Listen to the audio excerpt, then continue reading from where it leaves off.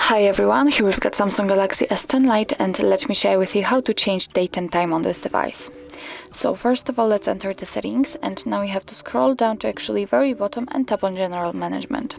Here on the third position we've got date and time, so simply enter, and as you can see right now we've got two different options. First of all, we have to decide if we want to use automatic date and time, and it will be provided by the network, or we can set it manually. So if we want to set it manually, just tap on the switcher to turn off the automatic date and time.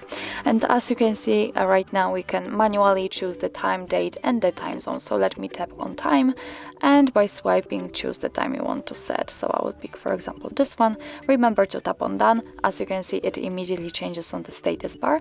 Let's tap on the date, and from the calendar we can choose the date we want to use. So let me pick something like maybe this one. Okay, let's tap on done.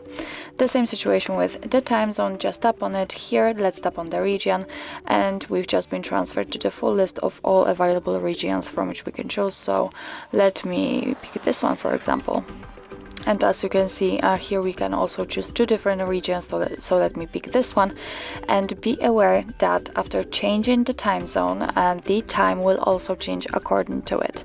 Here we can decide if we want to use 24-hour format, just like now this option is turned on, or we can choose 12-hour format. So just turn off this feature and it will change.